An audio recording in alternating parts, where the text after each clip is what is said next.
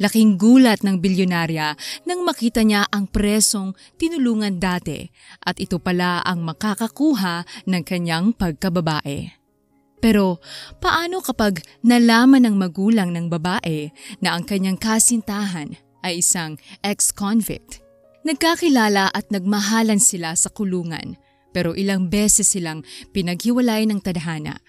May second o third chance pa kaya para sa kanila? Binatang napagkamalan. Huy! Sino ba yung tinititigan mo dyan? Natatawang tanong ni Via. Tingnan mo kasi yung lalaking yun. Sobrang gwapo. Hindi ba siya artista? Tanong ni Isabel habang nakasilip mula sa bintana ng kwarto kung saan sila nag-aayos ng mga pagkaing ipapamigay sa mga preso. Yung matangkad? Parang hindi naman siya artista. Pero tama ka naman. Ang gwapo nga. Artistahin siya. Sagot ni Via. Mukha din siyang mabait. Kanina ko pa nga siya nakikitang tumutulong sa mga matatandang inmates. Tugon naman ni Isabel. Naku, baka ma-inlove ka dyan ha? Biro pa ni Via. Pansinin naman talaga si Gerald. Matangkad, gwapo at maputi ito. Isa pang kapansin-pansin sa kanya ay ang pagiging mabait at maginoo nito. Marami siyang kaibigan sa loob ng kulungan. Madalas din niyang tulungan ang mga matatanda at may mga kapansanan. Ano kayang kaso niya? Huwag kang mag-alala, Beshi. Makikibalita ako. Magkaibigang volunteer sa kulungan ang magkaibigang Via at Isabel. Magkaklase sila simula kolehiyo. Si Isabel ay anak ng bilyonaryong mag-asawa. Bagamat napakayaman ay may puso ito para sa mga nangangailangan. Hindi alam ni Isabel na nangalap na pala ng impormasyon si Via. Nang malaman nito ang dahilan ng pagkakakulong ni Gerald ay agad nitong pinuntahan si Isabel. Beshi, akyat bahay gang pala si Pogi. Pabulong na sabi ni Via. Ha? Akyat bahay? Gulat na tanong ni Isabel. Oo, pero ang bulong-bulungan dito ay hindi naman daw talaga siya kasama. Nadamay lang daw yan. Kinuha siyang driver ng getaway car pero hindi niya alam na magnanakaw palang mga kasama niya. Nung nagnanakaw ng mga kasama niya ay nagtangka pa daw yung umatras pero pinagbantaan siyang sasaktan. Salaysay ni Via. Ganun? Grabe naman palang buhay niya.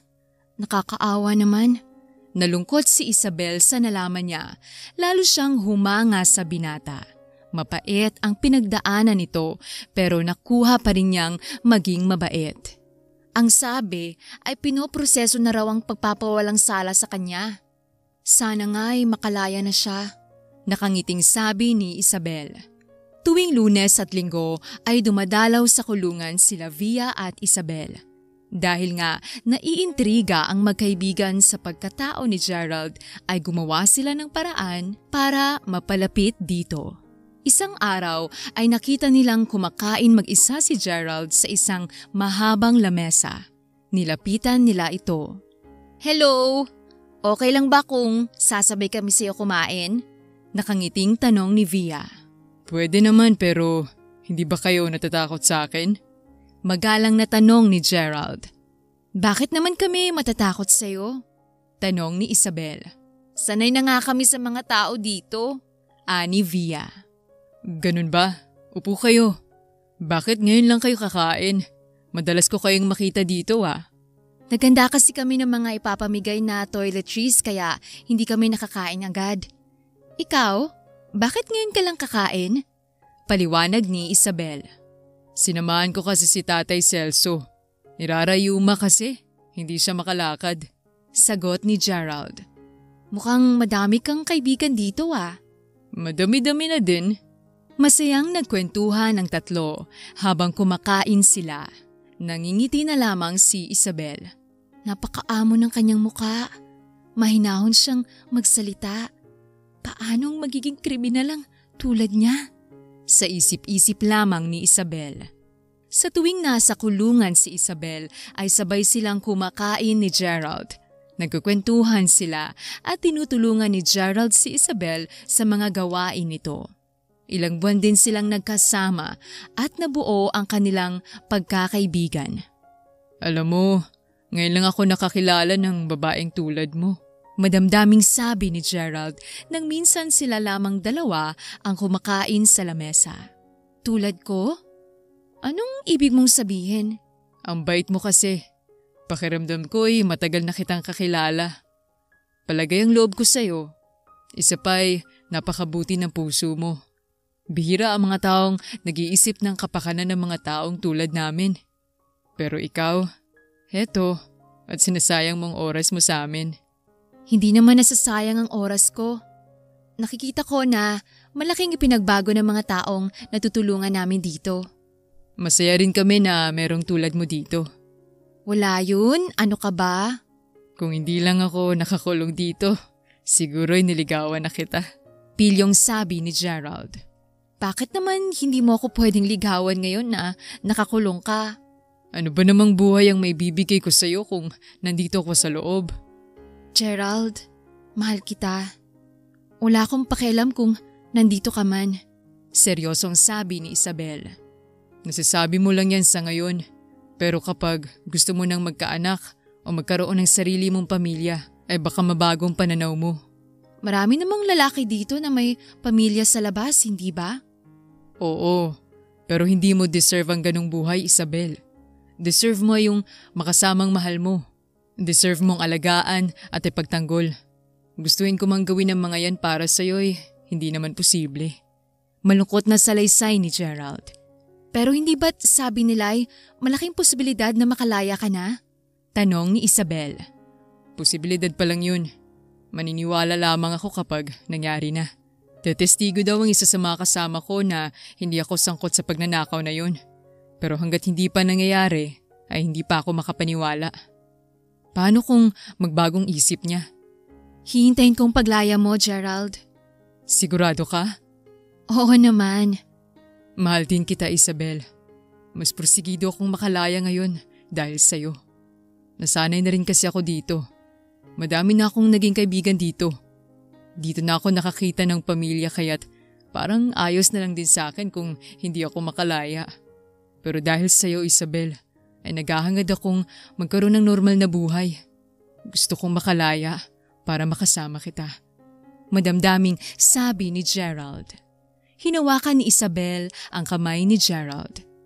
Pangako, hihintayin kita. Dumalas ang dalaw ni Isabel sa kulungan ni Gerald. Kung dati ay 2 beses sa isang linggo lamang ito kung dumalaw, ngayon ay halos araw-araw na siyang dumadalaw. Madalas nga ay mag-isa lamang siya. Kahit wala si Via, ay nagtutungo na sa kulungan si Isabel. Para na nga ring magnobyo si Isabel at Gerald. Ika nga ay wala lamang silang label pero meron na silang pagkakaintindihan. Mahal nila ang isa't isa at tanging ang paglaya na lamang ni Gerald ang kanilang hinihintay. Sa hindi inaasahang pagkakataon ay magkakahiwalay ang dalawa. Nagkaroon ng bigla ang biyahe si Isabel. Meron siyang kamag-anak na namatay at bumiyahe pa Amerika ang kanyang buong pamilya. Natagalan sila sa Amerika, halos 6 na buwan din silang nawala at gustuhin mang magpaalam ni Isabel kay Gerald ay hindi na siya nagkaroon ng pagkakataon. Pinasabi na lamang niya kay Cherty na nagpunta siya ng Amerika. Tinawagan din niya ang isa sa mga kakilala niyang guard, si Jelay. Nagbilin siya na sabihin kay Gerald na biglaan ang kanilang biyahe pero babalik siya. Ibinigay din niya ang kanyang address at contact number para ibigay yon ni Jelay kay Gerald. Makalipas ang 6 na buwan ay bumalik sa Pilipinas ang pamilya ni Isabel. Miss na nga ni Isabel ang binata at excited pa ito na pumunta sa kulungan. Nawalan na siya ng balita dito dahil hindi na rin nakakapunta si Via sa lugar na yon dahil nagkaroon ito ng bagong trabaho. Lumipat din ng bahay si Via at malayo yon sa kulungan. Nagbilin din si Isabel sa kaibigan niyang guard pero nadistino pala ito sa ibang kulungan at hindi na siya nagkaroon ng pagkakataon na sabihin kay Gerald ang bilin ng dalaga. Habang nasa Amerika si Isabel ay inakala pala ni Gerald na naglaho na parang bula ang dalaga. Araw-araw itong hinintay pero hindi na ito dumating hanggang sa makalaya siya.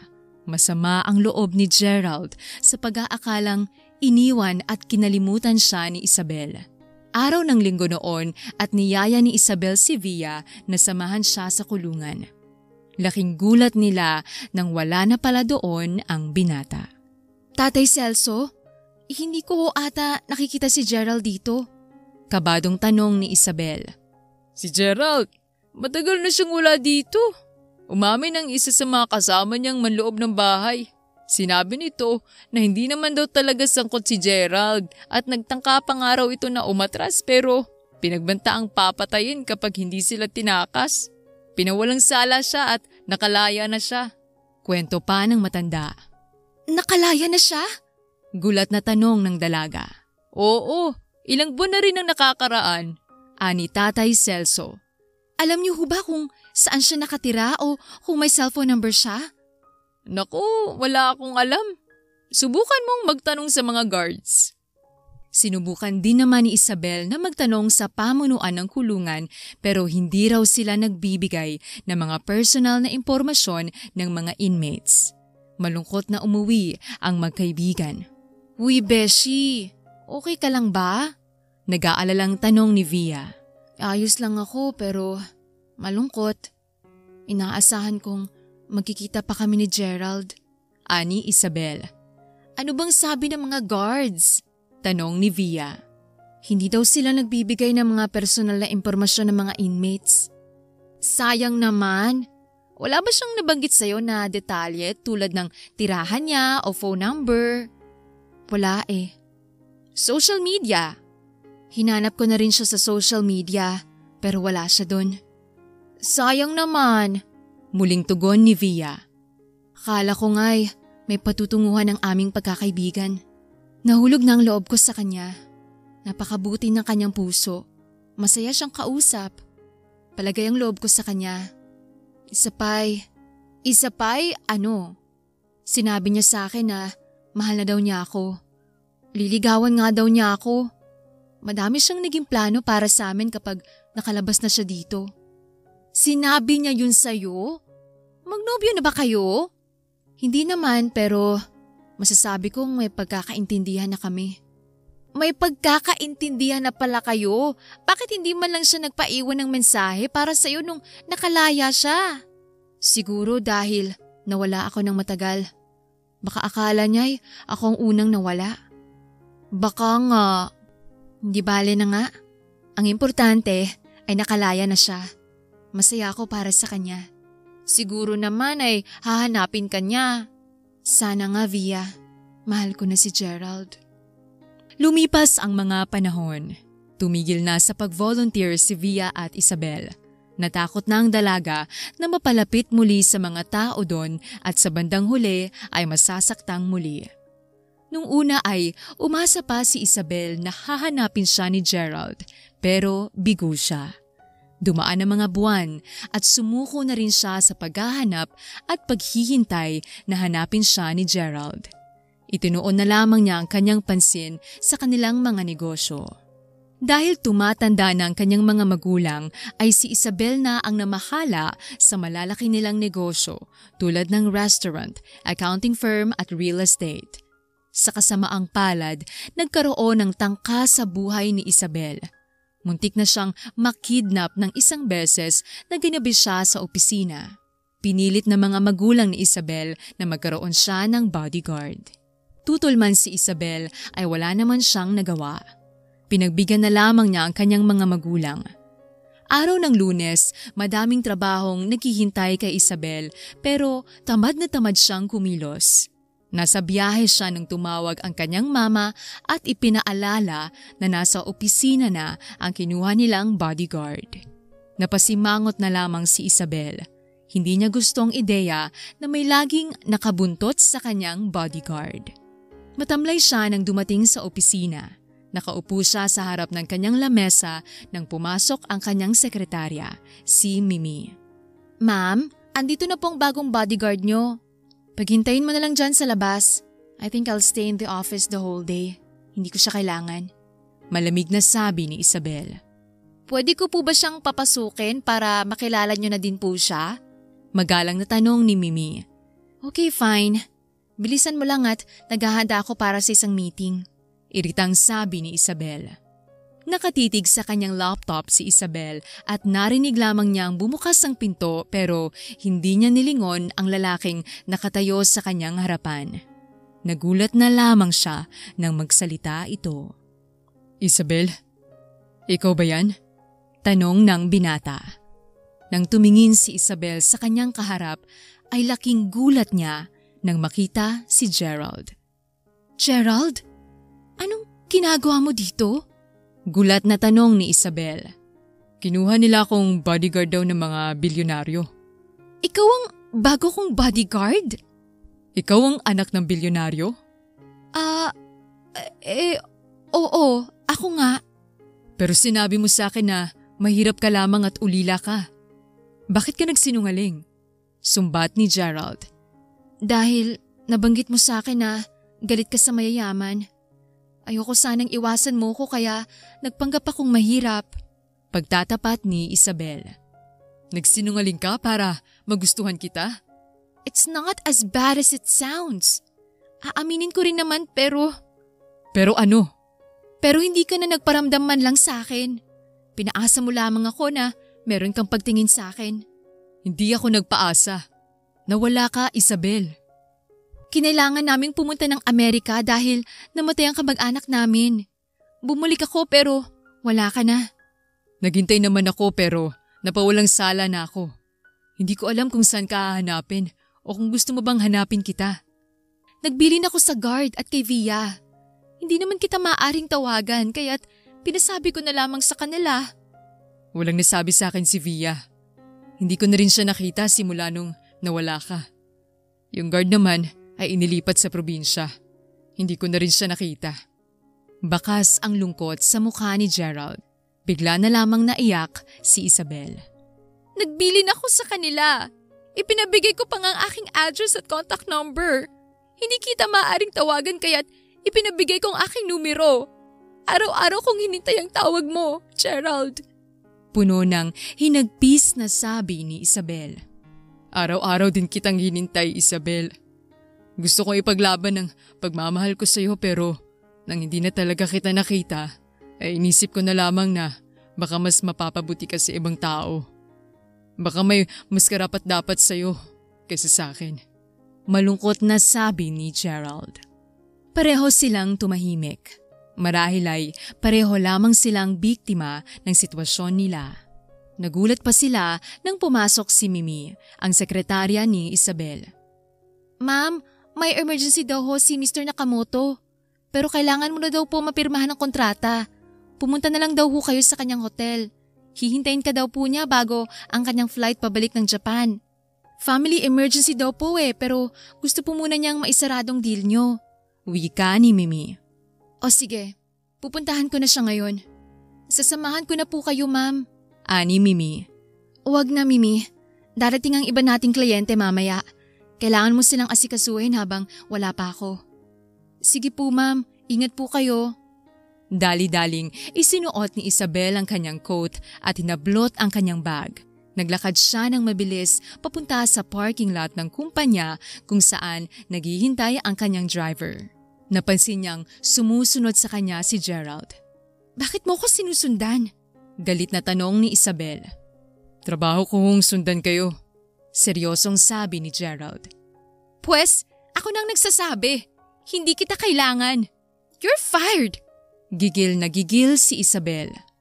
Mama at papa niyo hong nag-hire sa akin at sila lamang maaring sumisante sa akin. Kung gusto mo po, tawagan mong mama o papa mo para silang sumisante sa akin. Pagmamatigas pa ni Gerald. Wala akong oras para dyan. Nagmamadali ako. Pagsakay ni Isabel sa kotse ay sumakay din sa passenger seat sa tabi ng driver si Gerald. Hindi mo na nga kailangang sumama. Maiwan ka na lamang dito. Ginagawa ko lang aking trabaho. Napairap na lamang si Isabel. Tahimik sila sa buong biyahe. Nakarating sila sa hotel ng kliyenteng Hapon at nang matapos ang pirmahan ng kontrata ay pabalik na sana sila ng opisina nang utusan ni Isabel si Gerald. Hihintayin kita dito sa lobby. Ibili mo lang ako ng kape dyan sa coffee shop. Utos ni Isabel. Bodyguard ho ako ma'am at hindi taga-bili ng kape. Pagmamatigas na naman ni Gerald. Ang yabang mo naman pala. Akala mo kung sino ka para hindi utusan? Iritang singhal ni Isabel. Hindi naman ho sa ganun pero paano ko ho kayo mababantayan kung utusan niyo akong umalis para bumili ng kape? Giit pa ni Gerald. Look, huwag kang OA. Nasa loob tayo ng isang mamahaling hotel. Ano namang mangyayari sa akin dito? Bilisan mo na. Bilan mo ako ng coffee latte. Hetong pera, bilisan mo lang. Bumili ka na rin ng para sa'yo kung gusto mo. Alok pa ni Isabel. Hindi ako umiinom ng kape. Nakalimutan mo na? Bakas ang sama ng loob sa mukha ni Gerald. Whatever, I don't care. Maiksing sabi ni Isabel. Ang totoo, wala siyang nakalimutan sa mga napag-usapan nila ni Gerald. Alam pa din niyang hindi ito umiinom ng kape pero gusto lamang niya itong pasakitan.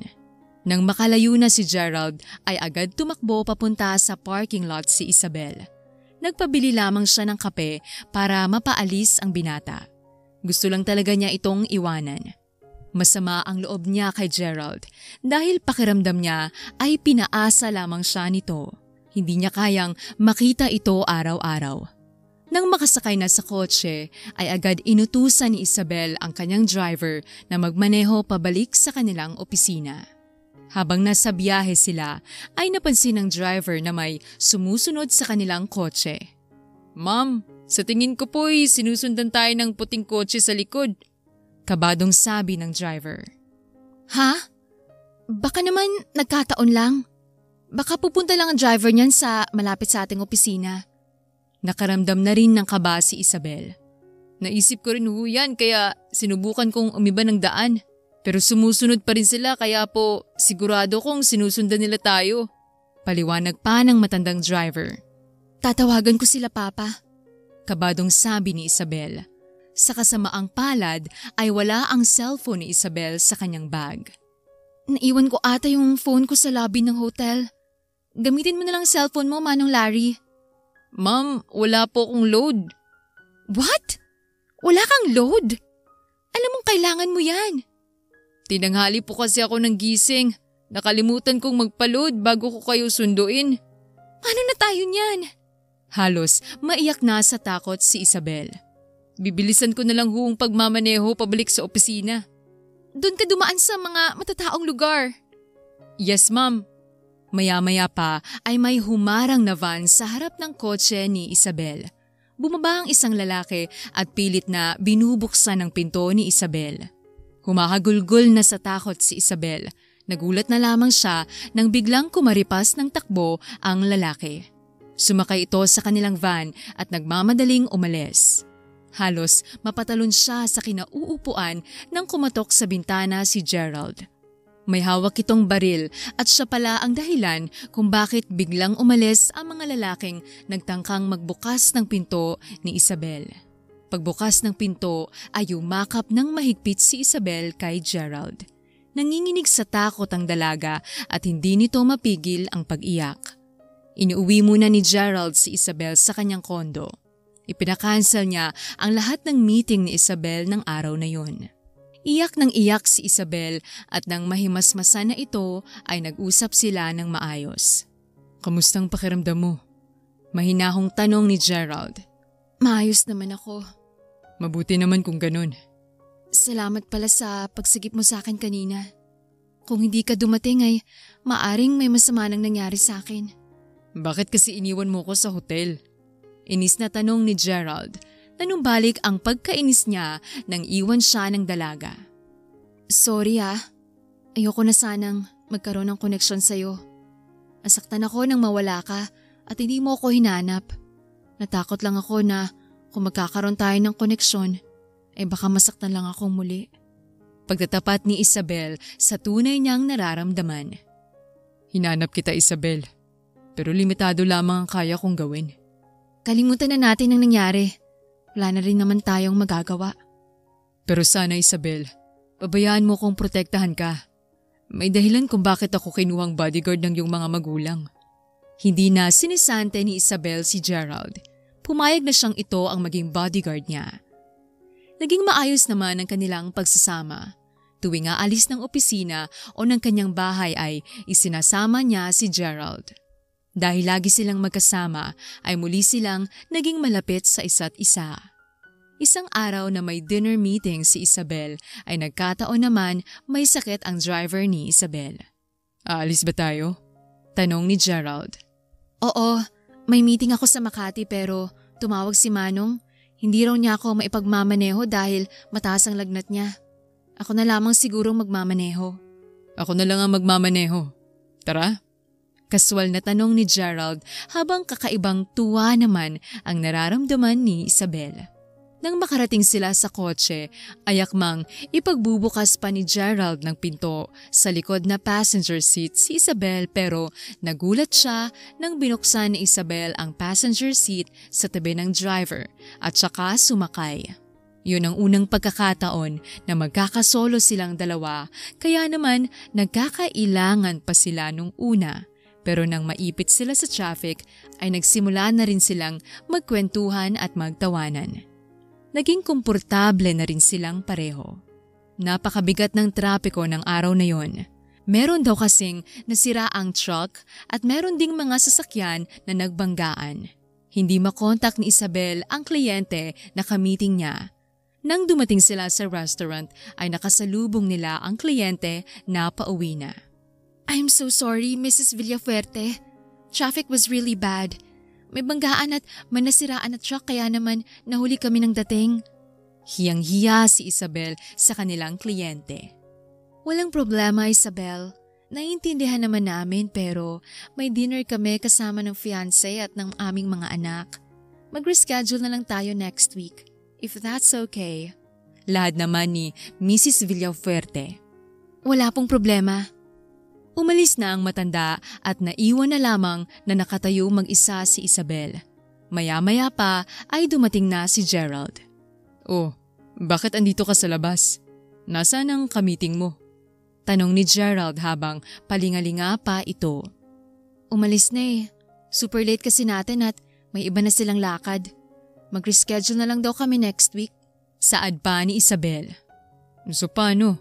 Iatid na lang kita sa kondo mo? You know what? Andito na lang din tayo. Bakit hindi na lamang tayo kumain? Masarap ang steak nila dito. Nakangiting sabi ni Isabel. Steak? Nanlaki ang mga mata ni Gerald. Natawa ng malakas si Isabel. Favorite mong ribeye steak, hindi ba? Oo, favorite pero hindi naman ako madalas kumain yan. Ang mahal kasi. Nahiyang sabi ni Gerald. It's okay. Libre ko. Hindi ba't nangako ko sa'yo dati na ililibre kita ng steak? Nahalala mo pa yun? Gulat na tanong ni Gerald. Oo naman. Maayos pa naman ang memorya ko, no? At nagtawanan silang dalawa. Masaya silang kumain ng gabing yon. Tila pinag-adya pa ng panahon na hindi natuloy ang meeting ni Isabel at mistula tuloy silang nag-dinner date. Nagkaroon ng malaking proyekto ang kumpanya ni Isabel. Kailangan niyang pumunta ng iba't ibang bansa para sa kanilang malalaking investors. Japan, Singapore, India, Australia at Germany ang mga bansa na kailangang puntahan ni Isabel. Minabuti niyang isama ang kanyang bodyguard. Maari rin naman siyang kumuha ng local para magbantay sa kanya pero naisip niyang mas gusto niyang makasama si Gerald. Kailangan kong pumunta sa iba't ibang bansa para sa malaking proyekto ng aking kumpanya. Kung ayos lang sa'yo ay nais sana kitang isama. Pagkatapos ng ilang beses na banta sa aking buhay, ay mapapanatag lamang ako kung sasama ka sa biyahe. Yun ay kung okay lamang sa'yo. Tanong ni Isabel na kabado kung sasama nga ba sa kanya ang binata. Oo naman, trabaho ko yan Isabel. Walang problema sa akin, sasama ako. Nakangiting sabi ni Gerald. Lihim na nasaktan si Isabel sa sinabi ni Gerald. Sinabi ng binata na handa siyang protektahan si Isabel dahil trabaho niya yon. Nasaktan si Isabel dahil mahal pa rin niya ang binata at umaasa siya na may pagtingin pa din ito sa kanya. Pero sa tingin niya ay trabaho lamang yon para kay Gerald. Naging maayos naman ang kanilang biyahe. Kumukuha si Isabel ng 2 hotel room sa bawat bansang pinupuntahan nila. Isa para kay Isabel at ang isa ay para kay Gerald. She felt safe kung nasa katabing kwarto lamang niya si Gerald. Tuwing nagpupunta ng meeting o conference si Isabel ay nakasunod lamang si Gerald sa kanya. Nasa Japan sila nang magayang mamasyal si Isabel. Tapos na ang mga meetings ko para sa araw na to. Baka gusto mong mamasyal? Nakangiting sabi ni Isabel. Sasama ko kung saan mo gustong pumunta. Tara, mag-food trip tayo. Naalala mo nung volunteer ako sa kulungan? Napag-usapan natin na mag-food trip tayo balang araw. Balik tanaw ni Isabel. Oo naman, hindi ba't dinadalan mo ko ng karaage, shrimp tempura at udon noodles noon? Sabi pa nga natin ay balang araw makakapunta tayo sa Japan para kumain ng mga authentic na Japanese food. Pagbabalik tanaw ni Gerald. Oo nga. Tara? Nagtungo sila sa isang sikat na Japanese restaurant at masaya silang kumain. Namasyal din sila sa mga shopping malls tulad ng plano nila nung araw. Napakalamig noon sa Japan dahil winter season noon. Pauwi na sila nang maligaw sila. Asa na ba tayo? Parang dumaan na tayo dito ah. Inis na sabi ni Isabel. Kaya nga naliligaw ata tayo. Balik na rin natin ang ating mga damit para huwag na tayong maligaw. Biro ni Gerald at natawa naman si Isabel. Isa yun sa mga dahilan kung bakit niya minahal si Gerald. Alam na alam nito kung paano siya patatawanin. Kapag malungkot siya dati ay si Gerald lamang ang nakakapagpangiti sa kanya. Puro ka talaga kalokohan. Humahalakhak na sabi ni Isabel. Ang lamig kasi dito. Wala bang dumadaan na taxi dito? Tanong pa ni Gerald. Meron naman pero konti lang. Rush hour kasi. Maghintay na lamang tayo dito ng taxi. Mapapagod ka lang kakalakad. Nakita ni Gerald na nanginginig na ang mga kamay ni Isabel. Hinawakan niya ito at ang isang kamay niya ay iniakbay niya sa dalaga. Nanginginig ka na. Halika nga dito. Ang nipis naman kasi ng jacket mo. At hindi ka pa nag-gloves Alam mo namang winter dito. Ani Gerald na halatang nag-aalala sa dalaga. Kinilig naman si Isabel. Natuwa pa siya na manipis ang kanyang jacket. Napakapayapa ng pakiramdam niya nang yakap siya ni Gerald. She felt safe. She felt loved. Nainis pa nga si Isabel nang may dumating na taxi. Gusto pa sana niyang magpayakap kay Gerald. Pagsakay nila sa taxi ay masaya silang binati ng driver. Pilipino kayo? Tanong ng lalaking driver. Oo, Pilipino kami. Kabayan? Nakangiting tanong ni Gerald. Oo, kabayan. Pinoy din ako. Matapos sabihin ang address ng kanilang hotel ay nagsimula na silang makipagkwentuhan sa Pinoy driver. Matagal ka ng driver dito? Usisa ni Gerald. Oo, matagal-tagal na rin. 6 na taon na. Matagal na nga. Ano nga palang ginagawa niyo dito? Honeymoon ba yan? Pilyong tanong ng driver. May mga meetings at conferences siya dito. Simpleng sagot ni Gerald. Business trip. Akala ko'y honeymoon niyo. Tumatawang sabi ng driver. Hindi kami magnobyo. Bus ko siya at ako naman ang kanyang bodyguard. Paliwanag ni Gerald. We, mag-amo kayo? Parang hindi naman ako naniniwala. Totoo nga, bus ko siya at bodyguard niya ako. Pag-uulit pa ni Gerald. Ay, ganun? Parang ngayon lang ako nagkamali Tila nangihinayang nasabi ng taxi driver. Nagkamali saan? Si Isabel naman ang nagtanong. Alam niyo kasi, ma'am at sir, sa 6 na taon kong pagmamaneho ng taxi dito sa Japan, ay parang nakabisado ko ng kilos ng magnobyo at mag-asawa. Yung tinginan ninyo, yung mga ngiti ninyo, parang mahal niyong isa't isa kaya nga akala ko'y nagpunta kayo dito para mag-honeymoon. Mahabang kwento ng driver. Nagkailangan naman ng dalawa at halos hatake nila papalapit ang hotel. Nagkailangan sila pero lihim na kinilig si Isabel. Totoo naman ang sabi ng driver. Masaya sila kapag magkasama sila. Totoo naman, mahal nila ang isa't isa at kahit sino siguro ang makakakita sa kanila ay iisiping magnobyo nga sila. Nang makarating na sila sa kanilang hotel ay inihatid na ni Gerald ang dalaga sa pinto ng kanyang hotel room. Papasok na sana ng kanyang kwarto si Isabel nang pigilan siya ni Gerald. Iniabot nito sa kanya ang dalawang maliliit na Mickey Mouse stuffed toys. Para sa'yo yan, Isabel. Nahihiyang sabi ni Gerald. Wow, para sa akin to? Kinikilig na sabi ni Isabel. Oo, para may kasama na sila Pressy at Kelly. Natatawang sabi ni Gerald. Oh yeah, alam mo bang nasa akin pa rin ang mga stuffed toys na yon? Itinago mo pa sila? Oo naman, si Pressy short for presinto at si Kelly short for kulungan. Humahalakhak na balik-tanaw ni Isabel. Lihim namang natuwa si Gerald. Itinago pala ni Isabel ang mga bigay niya dito. Sa bawat bansang pinuntahan nila ay nakabuo sila ng mga bagong alaala. Tuwing natatapos sa mga meetings ni Isabel ay kumakain sila sa mga restaurants. Namamasyal din sila sa mga parks, museums at shopping malls. Naging masaya si Isabel sa buong biyahe nila. Pakiramdam niya ay tila ba nanumbalik na ang kanilang dating samahan. Naisip nga niya na mahal na talaga niya si Gerald at ramdam din naman ni Isabel na mahal siya nito. Maraming makabuluhang nangyari sa kabuuan ng kanilang biyahe kaya naman nakapagdesisyon na si Isabel. She will make the first move. 2024 na. Moderno at liberated na ang mga tao. Hindi na niya mahihintay na si Gerald ang gumawa ng unang hakbang. Magtatapat na siya ng kanyang tunay na nararamdaman. Bumili siya ng singsing sa huling bansang pinuntahan nila.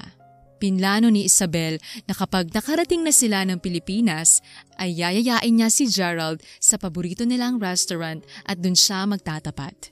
Magpo-propose na siya. Gusto niyang maikasal kay Gerald. Sigurado na siya na ito nga ang gusto niyang makasama sa habang buhay.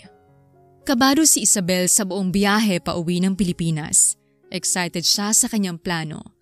Nang makalapag ang eroplano ay lumabas na ng airport ang dalawa. Sinalubong na sila ng driver ni Isabel pero biglang nagbago ang isip ni Isabel. Hindi na siya makakahintay pa ng ilang araw. Tumigil siya sa paglalakad na ipinagtaka naman ni Gerald. Oh, okay ka lang? Gerald, minahal kita ng sobra dati pero hindi umayon ang tadhana sa atin.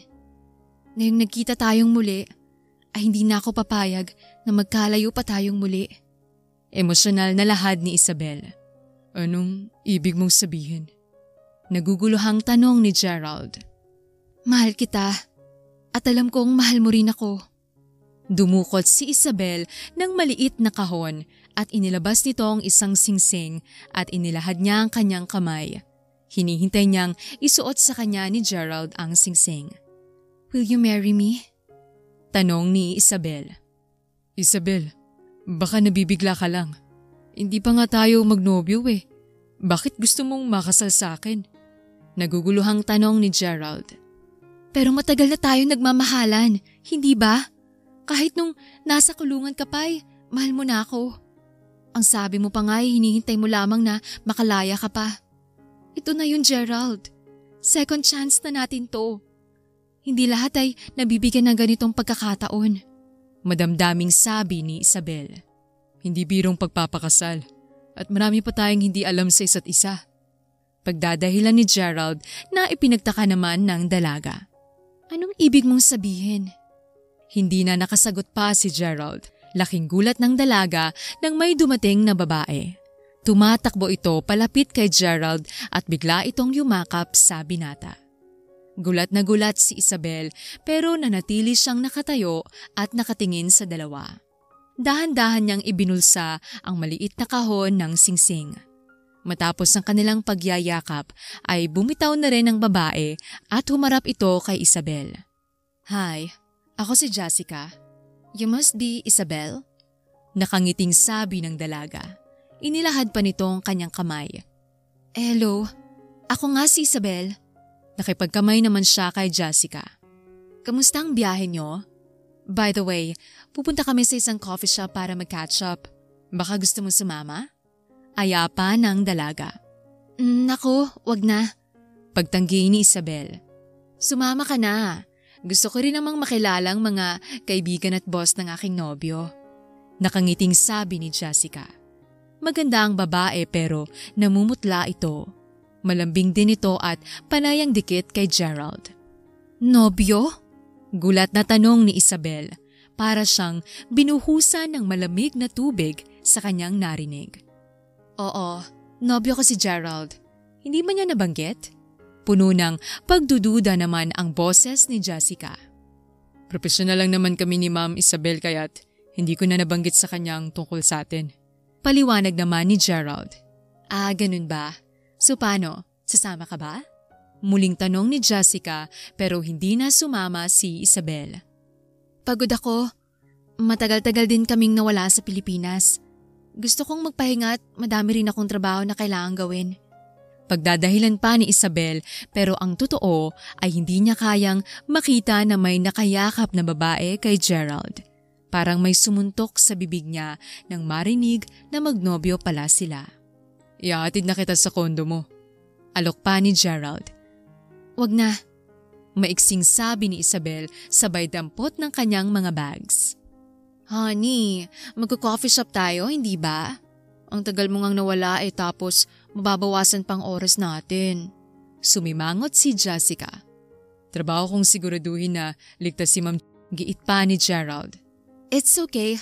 I'll be okay. Wika ni Isabel sabay talikod sa dalawa. Sumakay na ng kotse si Isabel at si Jessica at Gerald naman ay dumiretso na sa kanilang coffee date. Sa biyahe pa lamang ay hindi na mapigilang umiyak ni Isabel. Parang tinusok ng madaming kutsilyo ang kanyang puso.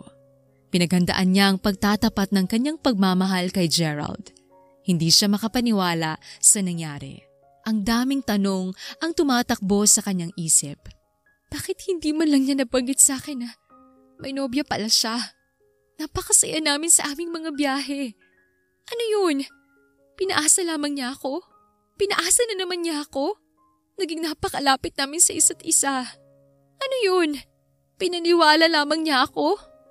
Magdamag na hindi nakatulog si Isabel at kinabukasan ay nakipagkita si Isabel kay Via. Uy, bakit ganyan ang itsura mo? Depressed ka ba?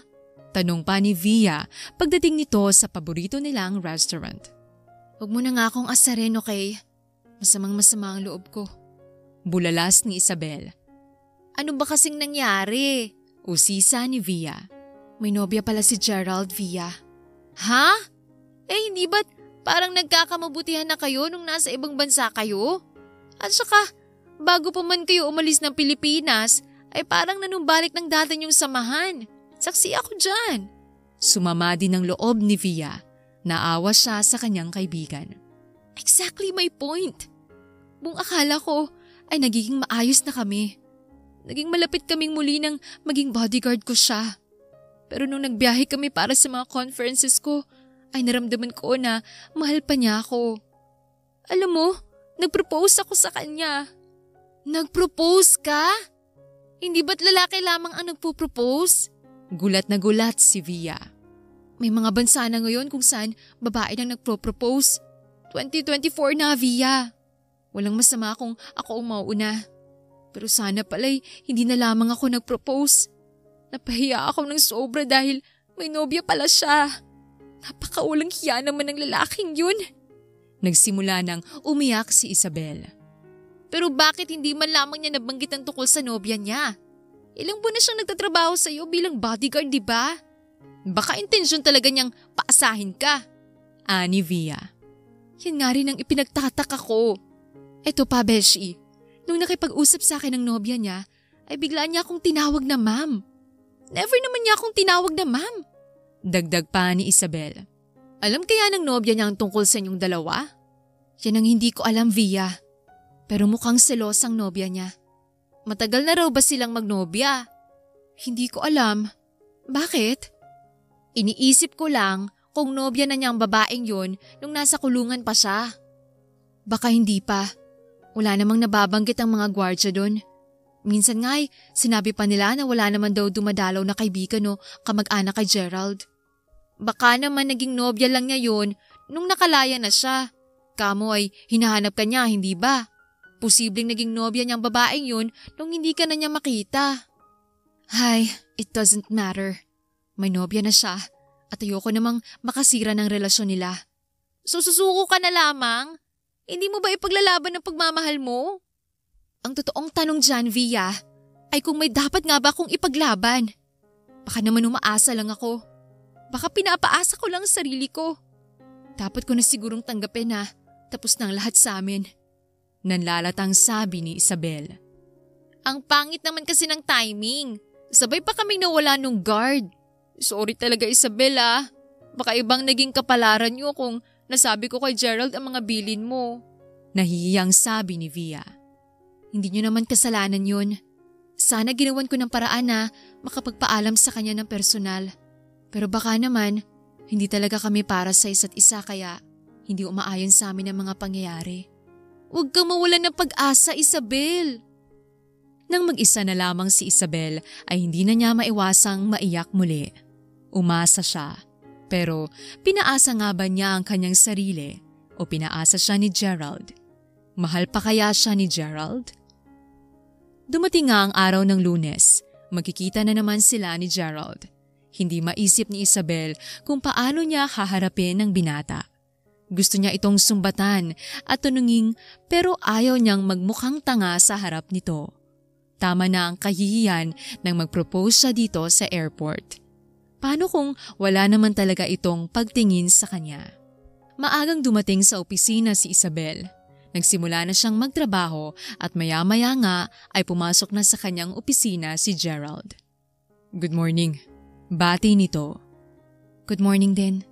Bati ni Isabel na hindi man lamang sinulyapan si Gerald. I'm sorry about last time. Mahinang sabi nito. Sorry? Bakit sorry? Hindi ko nabanggit sa yung tungkol sa aking nobya.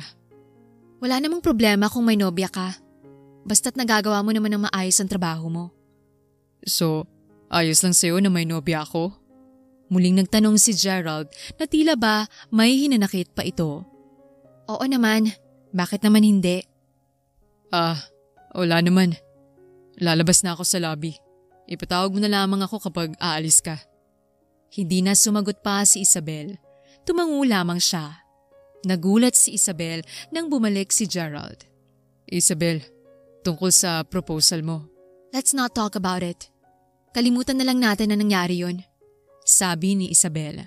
Ayaw na niyang maalala kung paano siya napahiya sa binata. Okay. Halos pabulong na sagot ni Gerald at lumabas ito ng opisina ni Isabel. Masakit para kay Isabel ang makita si Gerald. Nanunumbalik sa kanya ang paghaharap nila ng nobya nito. Hindi tuloy niya maiwasang mainis sa binata. Ramdam niya na gusto pang magpaliwanag ni Gerald pero hindi na niya ito hinayaang magsalita pa. Malinaw naman ang lahat. May nobya na si Gerald at wala na siyang magagawa pa. Hindi makatulog si Isabel ng gabing yon. Naalala niya ang alok sa kanya ng isa sa kanilang kliyente na makipagsosyo sa bubuksan nitong negosyo. Kailangan lamang niyang manatili sa Australia. Nung una ay tinanggihan pa ni Isabel ang alok na yon dahil nais niyang makasama si Gerald. Pero ngayong alam na niya na may nobya na ito, ay wala nang dahilan para tanggihan niya ang magandang oportunidad para sa kanilang negosyo. Agad nakabuo ng plano si Isabel. Tinanggap niya ang alok na yon. Kinausap niya ang kanyang mga tauhan. Nagtalaga siya ng mga tao na gagawa ng kanyang trabaho habang nasa Australia siya. Makalipas lamang ang ilang araw ay lumipad na papuntang Australia si Isabel. Hindi man lamang ito nagpaalam kay Gerald. Nasaktan siya na hindi man lamang nito sinabi sa kanya na may nobya pala ito kaya't ganun din ang ginawa niya dito. Isang umaga ay dumating si Gerald sa opisina. Maganda pang bati nito kay Mimi. Wala siyang kaalam-alam na wala na pala si Isabel. Good morning, Mimi. Ang aga mo today ah. Masayang bati ni Gerald. Anong ginagawa mo dito? Bakit ka nandito? Gulat na tanong ni Mimi. Bakit naman ganyan ka makatingin sa akin? Para kang nakakita ng multo. Nagulat na tanong ni Gerald. Hindi mo alam? Ang alin? Well, nandito ka so I guess hindi mo alam na wala na dito si Isabel. Anong ibig mong sabihin wala na dito si Isabel? Tinanggap niya yung alok sa kanya ng kliyente na makipagsosyo sa Australia. Umalis na siya kahapon. Bakit parang biglaan ata? To be honest, nagulat din ako. Hindi naman ganun magdesisyon si Ma'am Isabel eh. Normally, pinag-iisipan niya ng mabuting bawat desisyon niya. Hindi ko alam kung anong nagtulak sa kanya na magdesisyon ng biglaan. Lahat kami nagulat sa kanyang desisyon. Napailing na lamang si Gerald. Bakit hindi man lamang niya ako sinabihan? Hindi ko rin alam. Kaya nga nagulat ako na nandito ka eh. Akala ko'y sinabihan ka na rin niya. Hindi. Kaya nga nabigla ako sa sinabi mo eh. Ani Gerald. Sinubukan pa ni Gerald na makausap si Isabel pero hindi na niya ito matawagan. Nakablock na rin siya sa mga social media accounts nito. Naalala niya ang kaibigan ni Isabel na si Via. Ito naman ang hinanap niya at pumayag naman itong makipagkita sa kanya. Salamat sa pagpayag mong makipagkita sa akin. Magalang na sabi ni Gerald. Ano bang may tutulong ko sa'yo? Gusto kong makausap si Isabel. Umalis siya nang hindi man lamang napapag-usapan ng tungkol sa amin. Ayaw ka na niyang makausap, Gerald. Pabayaan mo ng kaibigan ko. Nasaktan mo siya ng sobra dati at nasaktan mo na naman siya ngayon. Ayaw ka na niyang makausap. Respetuhin na lamang natin ang desisyon niya. Makabuluhang sabi ni Via. Pakisabi na lang sa kanya na mahal ko rin siya. Maaring mahirap yung paniwalaan sa ngayon pero totoong mahal ko siya. Kahit kailan naman ay hindi na walang pagmamahal ko sa kanya. Emosyonal na bili ni Gerald. Ayoko, Gerald. Papasahin mo na naman ang kaibigan ko.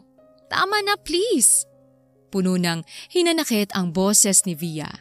Nasasaktan siya para sa kanyang kaibigan. Hindi man sang-ayon ay tumango na lamang si Gerald at nirespeto ang kanilang kagustuhan. Dumaan ang mga buwan, naging maayos naman ang takbo ng bagong negosyo ni Isabel sa Australia.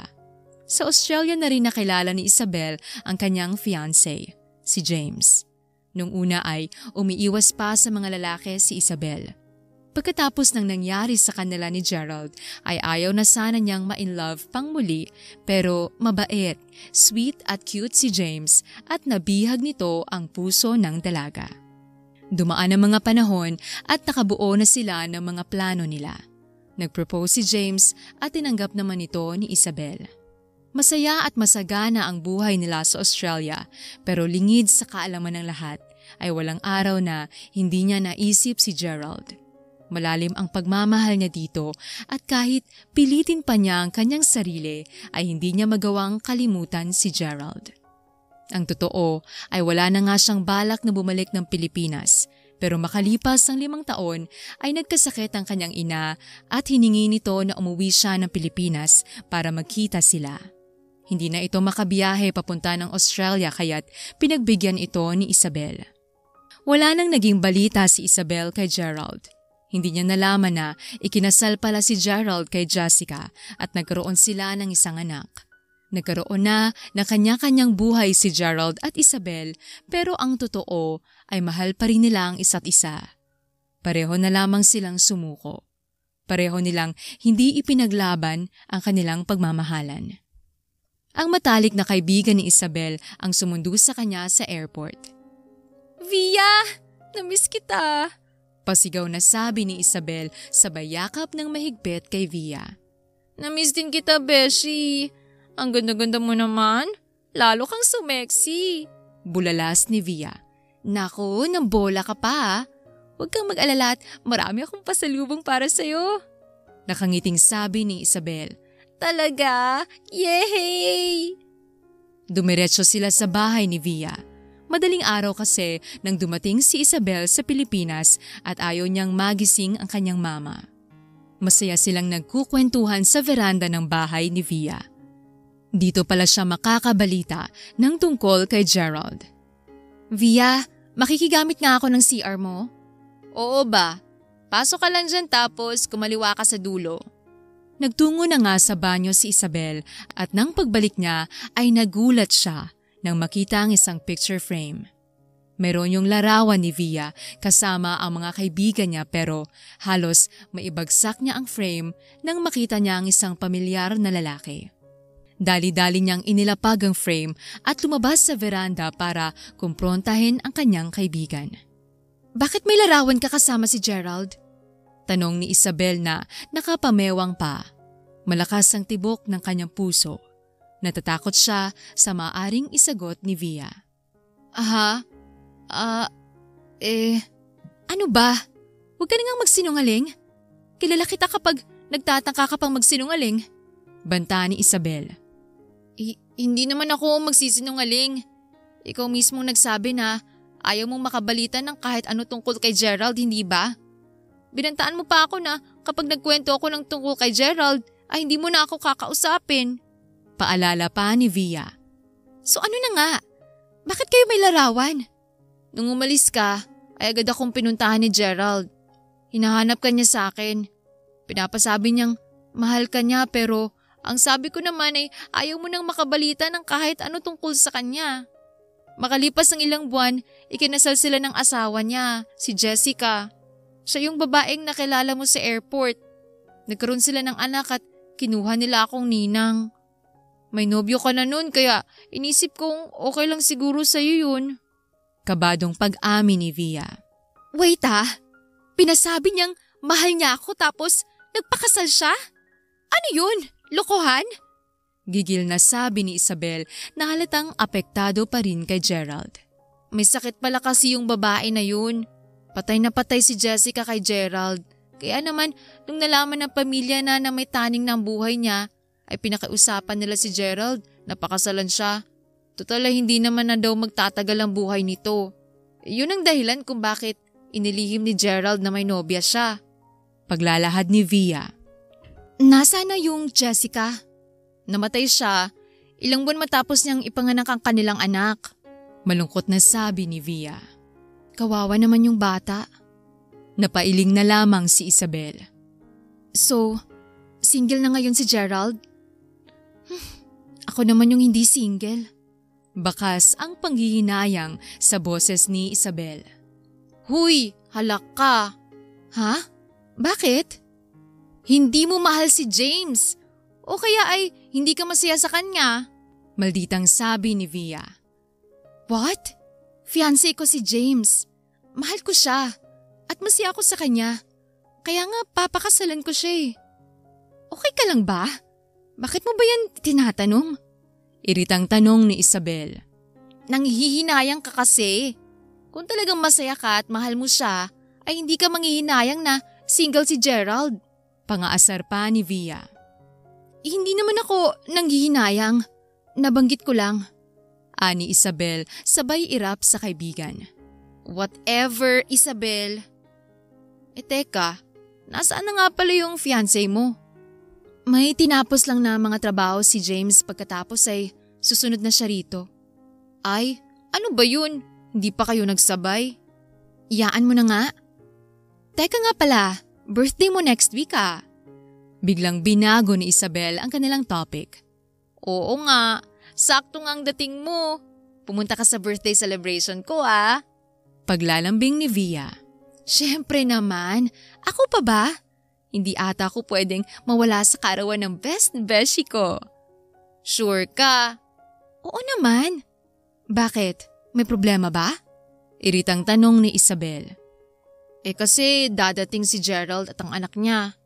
Okay lang ba sa'yo? Natameme naman si Isabel. Hindi ba't akong best friend mo? Hindi ba pwedeng mamili ka na lang kung sino sa amin ang iimbitahan mo? Birthday ko to, besh. Hindi mo naman to birthday, di ba? Pwede pang huwag ka munang magpaka-Disney princess. Biro ni Via. Ang totoo ay naging malapit na rin siya kay Gerald. Fine. Isasama ko si James Sige ba? Para magkakilala na rin kami. Dumating ang gabi ng birthday celebration ni Via. Kabadong-kabado si Isabel at nahalata naman yon ng kanyang fiancé. Ayos ka lang ba, baby? Tanong ni Eddie. Oo naman. Bakit? Para kasing balisa ka. May mga iniisip lang ako pero okay lang ako, baby.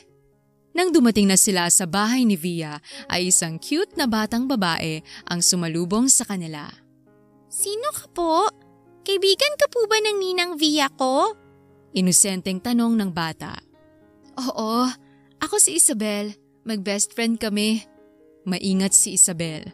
Sa tingin niya ay itong anak ni Gerald. Kamukhang kamukha niya ito. Best friend mo din po bang daddy ko? Inosenteng tanong ng bata. Binaliwala naman ni Isabel ang sinabi nito. Ang cute mo naman. Anong pangalan mo? Eva po. Nakangiting sagot ng bata. Wow, ang ganda naman ng pangalan mo. Thank you po. Pasok na po kayo. Hinawakan ni Eva ang kamay ni Isabel at isinama siya ng bata sa loob ng bahay. Pagpasok pa lamang ng sala ay agad nakita ni Isabel si Gerald. Kita niyang nagulat din ng binata nang makita siya. Papa, si Miss Isabel po. Kaibigan po siya ni Ninang Via. Hindi po ba kaibigan niyo din po siya? Oo anak. Kaibigan ko rin siya. Bumaling si Gerald sa dalaga. Kamusta ka, Isabel? Ayos naman ako. Ito nga palang fiancé ko, si James. Baby, ito naman si Gerald. Nagkamay ang dalawa at nakaramdam naman ng pagkailang si Isabel na nasa iisang lugar sila ni Gerald at kasama pa ang kanyang fiancé. Batid naman ni Gerald na hindi alam ni James ang tungkol sa kanila ni Isabel. Masaya silang kumain ng hapunan. Lahat ay nagkukwentuhan pero hindi pa rin maalis ang pagkailang sa dalawa. Tumayo si Isabel para kumuha ng juice para sa kanyang fiancé. Nagulat siya na sumunod pala sa kanya si Gerald at kunwari ay kukuha din ito ng juice para sa kanyang anak. May fiancé ka na pala. Nakangiting sabi nito. Oo naman. Bakit parang nagulat ka na may fiancé ako? Hindi ba ako kamahal-mahal sa palagay mo? Puno ng pait ang tanong ni Isabel. Hindi naman yun ang ibig kong sabihin, Isabel. Seryosong mukha ni Gerald. So anong ibig mong sabihin? Wala naman. Umasa lang siguro ako na baka ito na yung panahon para sa atin. Anong ibig mong sabihin? Hindi tayo nagtatagpo. Baka hindi talaga tayo para sa isa't isa. Malungkot na sabi ni Isabel. Ang sakit naman nun. Nagulat si Isabel nang makitang nagluluha ang mga mata ng binata. Hindi na nakasagot pa si Isabel dahil sumunod din agad si James sa kanila. Ang tagal mo naman, baby. Kukuha ka lang ng juice, hindi ba? May pagdududang tanong ni James. Wala kasing ice, James. Kumuha pa ako sa freezer. Pagdadahilan ni Isabel. Natapos ang gabi na yon na malungkot si Isabel. Mahal pa nga niya si Gerald at nakumpirma niya yon sa kanyang sarili nang makita niya itong muli. Lumipas ang mga araw. Bumuti naman ang kondisyon ng mama ni Isabel pero nagkaroon ng problema sa isa sa kanilang mga negosyo kaya't nagtagal pa sa Pilipinas ang dalaga. Hindi naman komportable si James sa Pilipinas. Pinipilit niya si Isabel na bumalik na ng Australia. Baby, I don't see any reason na manatili pa tayo dito. Ayoko dito sa Pilipinas. Bumalik na tayo ng Australia. Please. Pakiusap ni Eddie. Baby, kailangan pa ako dito nila mama. Walang mag-aasikaso ng mga problema sa aming kumpanya. Isa pa, magaling na si mama kaya gusto ko pa sana siyang makasama. Subali wala lang siyang nararamdaman ko? Hindi naman sa ganon, James. Paano yung kasal natin? Pwede naman siguro nating ipagpaliban yun, no? Kung gusto mo dito na lang tayo magpakasal. Teka, magandang ideya yun. Mas marami naman tayong kamag-anak at kaibigan dito sa Pilipinas, hindi ba? Oo, pero ayokong ikasal dito. Bakit naman? Basta, ayoko dito. Padabog na umalis si Eddie at habang tumatagal sila sa Pilipinas ay palala ng palala ang init ng ulo nito. Napadalas ang kanilang away. Naging bayolente na rin si James at minsan ay napagbuhatan niya ng kamay si Isabel. Agad namang nagtungo si Isabel sa bahay ni Via. Nagkataon naman na andun pala si Gerald. Mayroon itong ipinapakilalang lalaki kay Via at sinamahan niya itong umakyat ng ligaw. Isabel? Ikaw ba yan? Gulat na tanong ni Via at pinapasok niya sa kanyang bahay si Isabel. Iyak ito ng iyak at dumudugo ang kanyang bibig dala ng malakas na sampal ni James. Pinakalma nila ang dalaga at binigyan ng maiinom na tsaa para kumalma ito. Nang kalmado na ito ay kinausap ito ni Gerald. Okay ka lang ba? Siguro dapat kitang dalhin sa ospital. Dumudugong yung bibig. Nag-aalalang sambit ni Gerald. Ayos lang ako. Ayoko lang munang makita si James. Matagal ka na ba niyang sinasaktan? Hindi naman. Madalas na mainit ang ulo niya at matindi siya kung magalit pero ngayon lang niya ako sinaktan. Nag-away ba kayo? Palagi kasi niya akong kinukulit tungkol sa pag-uwi sa Australia. Ayaw daw niya dito. Nagagalit din siya dahil hindi daw matuloy-tuloy ang aming kasal. Minungkahi ko naman sa kanya na dito na kami magpakasal sa Pilipinas pero ayaw niya. Bakit daw ayaw niya dito sa Pilipinas magpakasal? Nagsimula na namang umiyak si Isabel. Isa yan sa naging dahilan ng aming pag-aaway. Narinig ko kasi siyang kausap ang kanyang kaibigan sa cellphone.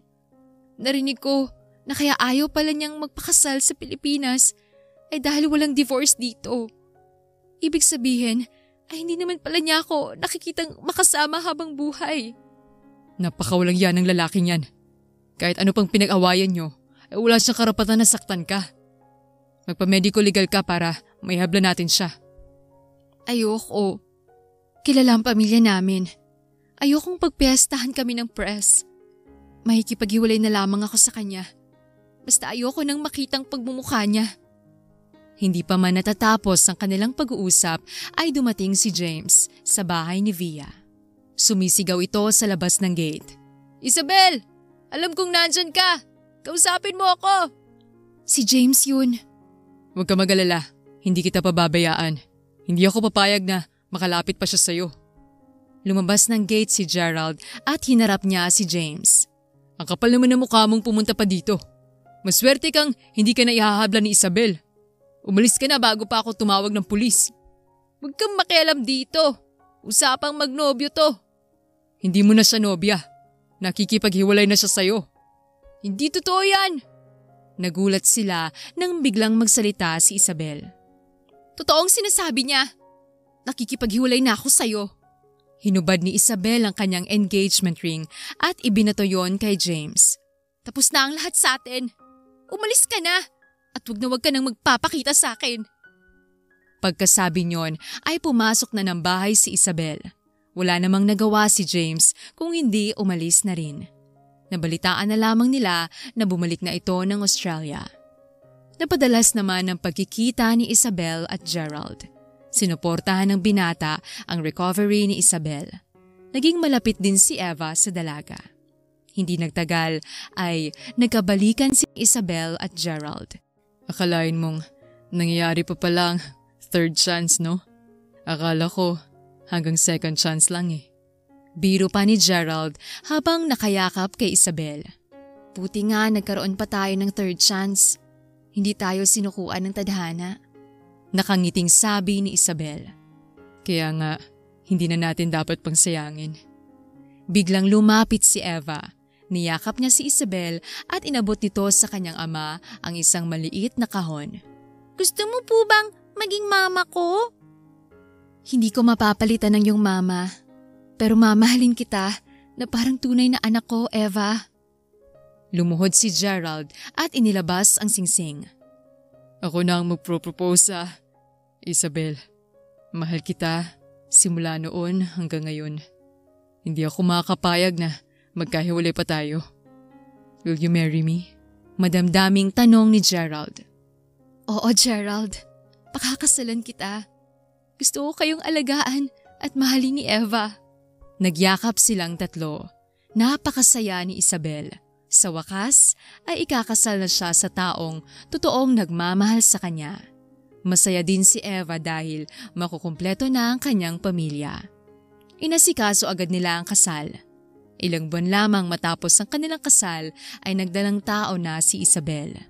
Masayang-masaya ang lahat. Excited na si Eva dahil magiging ate na siya. Magkakaroon na siya ng kalaro. Kampante naman ang bata dahil binusog siya sa pagmamahal nila Gerald at Isabel.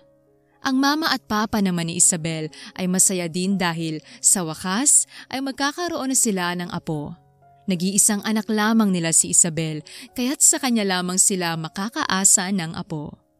Ilang beses ding nagkahiwalay